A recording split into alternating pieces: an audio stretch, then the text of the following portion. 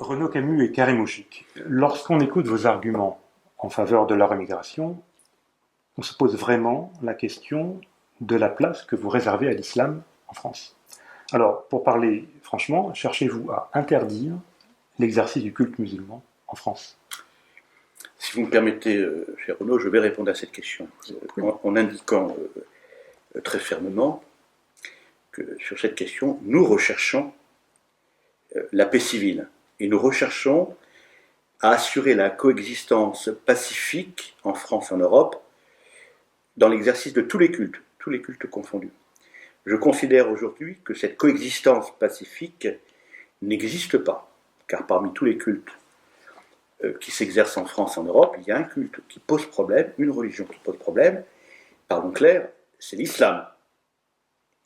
L'islam qui n'est pas simplement une relation à Dieu, un rapport transcendantal à l'au-delà, c'est aussi des rituels, des interdits, un rapport au monde, un rapport à l'univers qui embrasse l'individu du berceau au linceul, bref, un corpus de règles qui est radicalement étranger à notre modèle de civilisation. Et cela se voit à chaque instant, chaque jour, dans la rue, en France, en Allemagne, en Italie, en Grande-Bretagne. Et cela est très mal vécu par les Européens, qui considèrent que cette religion n'a pas sa place, n'a pas trouvé sa place en Europe, et que par conséquent, elle n'est pas la bienvenue sur notre territoire européen. Donc il faut partir de ce constat-là et ne pas se payer de mots. Il n'y a pas de problème avec les religions d'une manière générale en Europe, il y a un problème avec une religion en particulier qui pose un certain nombre de contraintes, et en tout cas de préoccupations de nature culturelle dans l'esprit de nos compatriotes et des Européens. Alors ce constat posé, que faut-il faire? Alors, moi je crois qu'il faut prendre le problème de manière assez autoritaire, je le dis assez clairement, je pense qu'il faut arrêter avec cette politique des accommodements raisonnables que ne cessent de pratiquer tous les gouvernements européens, mais aussi au Canada, au Québec. C'est une politique qui consiste à se complaire d'une situation donnée et puis d'essayer de trouver, encore une fois, des accommodements avec un culte qui, lui, ne cherche pas à trouver des accommodements, parce que c'est un culte qui, encore une fois, est un modèle de société, un modèle de civilisation, qui s'installe sur des terres qui ont évacué, comment dirais-je, tout sentiment d'appartenance, toute volonté de continuer à exister et à demeurer dans l'histoire, et sur ce vide moral, spirituel et culturel s'installe et s'enracine l'islam qui, pour le coup, est une religion parfaitement décomplexée. Donc si nous voulons un retour à la paix civile et permettre la coexistence pacifique des cultes en Europe, il faut prendre le problème au bras le corps. Alors de mon point de vue, j'ai toujours dit que l'exercice du culte en France, mais on peut transposer le propos à l'échelle européenne, doit nous conduire à mettre sous tutelle l'exercice du culte musulman. Je ne parle pas de prohiber l'islam ou la religion islamique, c'est une opinion, c'est une idéologie. On ne peut pas interdire une idée telle que chacun peut la porter dans son fort intérieur, mais nous pouvons agir sur les modes d'expression, sur les modes de vie dérivés de cette religion en France, en Europe. Et je crois que les modes de vie qui posent problème, qui créent de l'angoisse et qui sont incompatibles avec l'exercice pacifié de ce culte en France doivent être prohibés. On peut citer quelques exemples. Le fait de ne pas pouvoir changer de religion pacifiquement, paisiblement, sans risquer pour sa vie, le fait de regarder les femmes, évidemment avec un rapport d'infériorité qui n'est pas tolérable. En Europe, nous avons un regard égalitaire entre la femme et l'homme. Le fait de porter à l'animal domestique, à la condition animale, un regard qui n'est pas le nôtre, qui est le fruit d'un héritage, je crois, assez fécond, assez précieux, des héritages européens, Ça aussi, c'est pas tolérable. Le fait aussi d'avoir des accoutrements vestimentaires parfaitement inacceptables. Moi, je refuse, sur la voie publique, de passer sur un trottoir ou traverser de rue en ayant sous mes yeux une femme qui est totalement vêtue ou totalement masquée ou laissant à peine le visage à l'extérieur, en tout cas visible. Ce sont des comportements vestimentaires qui ne me paraissent pas acceptables au regard de ce que sont nos traditions en Europe. Donc nous devons interdire cela. Nous devons interdire ces modes d'expression anxiogènes qui n'ont pas leur place en Europe. Deuxième idée, dans cette mise sous tutelle de l'exercice du culte musulman. Je pense que tant que l'islam n'aura pas trouvé ses marques en France, en Europe, nous devons interdire la construction de toute nouvelle mosquée. Je suis pour un moratoire, c'est très clair, un moratoire dans la construction de toute nouvelle mosquée. Bon. Je suis aussi pour la nécessité de contrôler préalablement chaque prêche.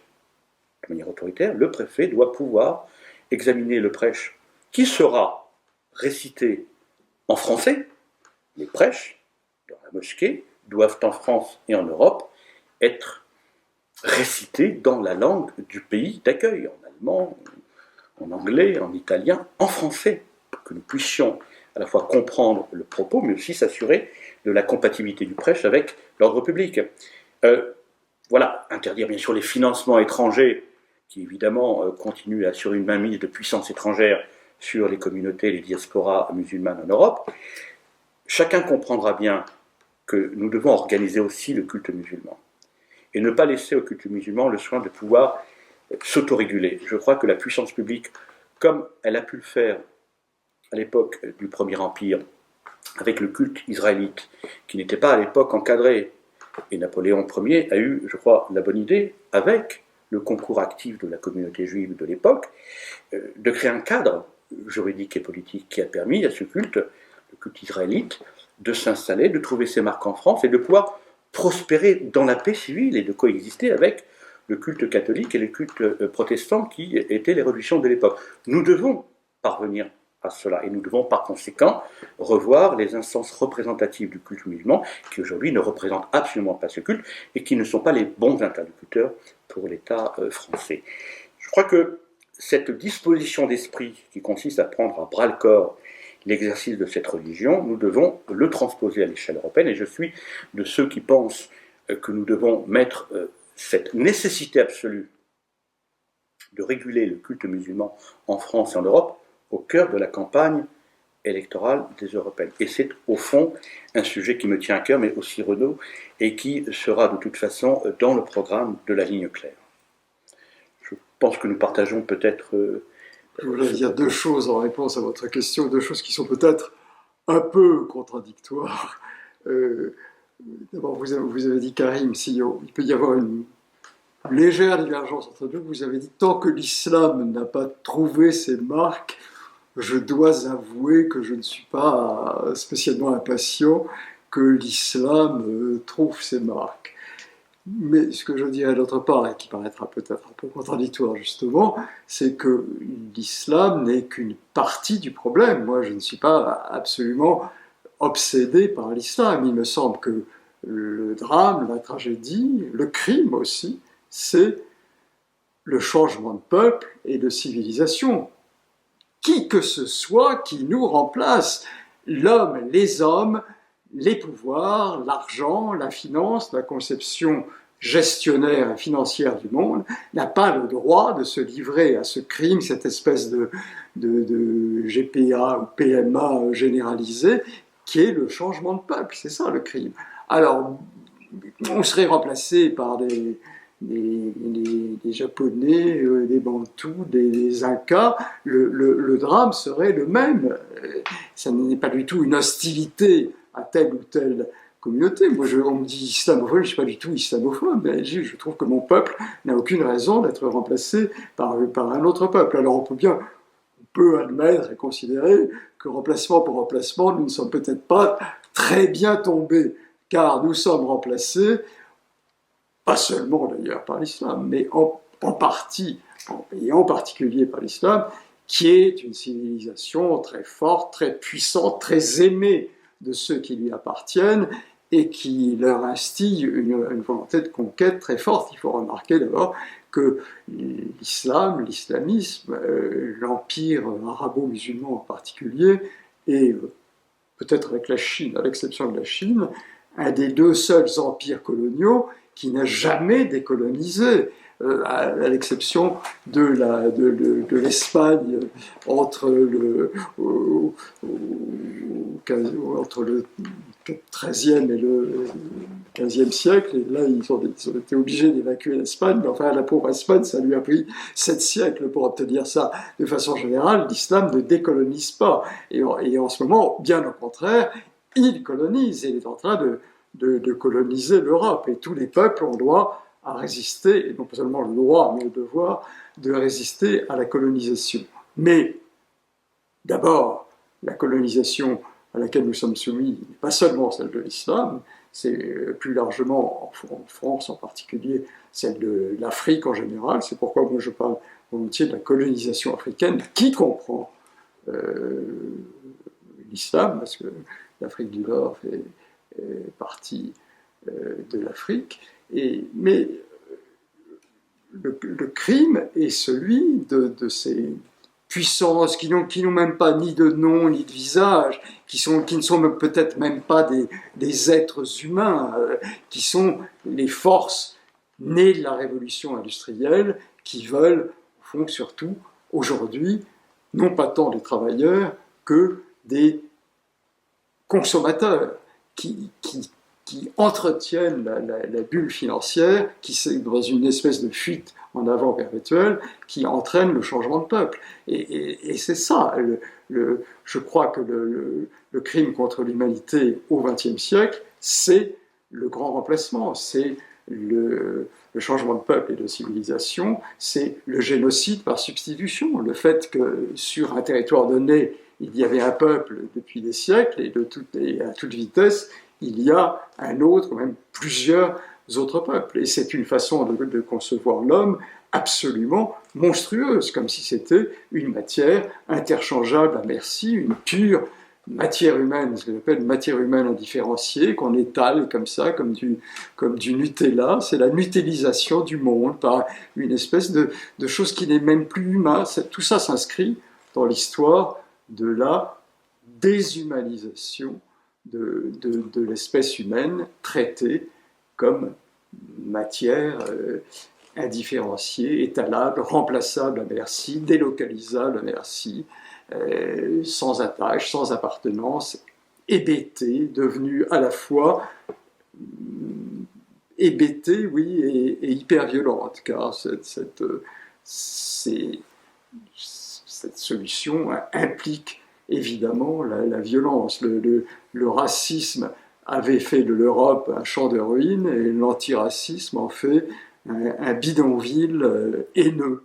Voilà ce qui est en train de se produire, à mon avis. Et l'islam n'est qu'une partie, enfin elle profite évidemment, l'islam n'a aucune raison de ne pas profiter de l'appel d'air, comme vous aimez à dire, qui est créé. L'islam, par essence, par conviction religieuse, conquérant, et nous n'avons pas à admettre une conquête. Il est même de notre devoir d'y résister de toutes nos forces, d'où la nécessité de la remigration qui n'est qu'une décolonisation. Au fond, ils vont finir avec l'ère coloniale de l'histoire de l'humanité. Exactement, nous sommes au diapason sur cette question comme sur toutes les autres, cher Renaud Camus. Nous sommes d'accord pour dire que le problème numéro 1, c'est le grand remplacement. Et l'une des conséquences du grand remplacement, c'est l'implantation de communautés considérables de confession musulmane sur le territoire européen.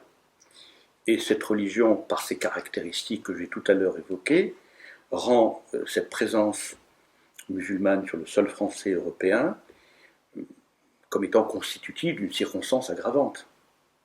Il est certain que nous avons affaire à une communauté dont les mœurs, dont les pratiques, dont les usages, dont les coutumes, dont le rapport au monde, encore une fois tout ce que j'ai évoqué tout à l'heure et que chacun peut constater s'il veut bien regarder ce qui se passe dans la rue, dans le métro, dans les RER, dans nos villes et dans nos villages, en France comme partout en Europe, est une religion qui n'a pas trouvé ses marques et qui y mettra, je crois, beaucoup de temps avant de les trouver.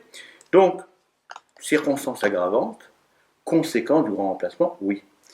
Quant au fait que je considère qu'il faut mettre l'islam sous tutelle, c'est parce que je crois que tous les fidèles de cette religion qui ne voudront pas se plier à notre modèle de civilisation, qui encore une fois doit se révéler au travers de ce document que nous appelons de notre vœu, vous et moi, de nos vœux, cette charte des valeurs, qui sera en même temps l'abécédaire, la grammaire de notre civilisation, eh bien ceux qui ne voudront pas se plier à ce modèle de civilisation, et qui verront en même temps l'exercice de leur culte restreint, et avec certaines dispositions prohibant certains modes de vie, eh bien partiront de leur propre chef, considérant qu'ils ne sont plus dans un territoire où ils peuvent exercer de leur point de vue paisiblement le culte. Et ils partiront spontanément de France et d'Europe pour aller gagner la terre de leurs ancêtres, en tout cas des terres d'islam,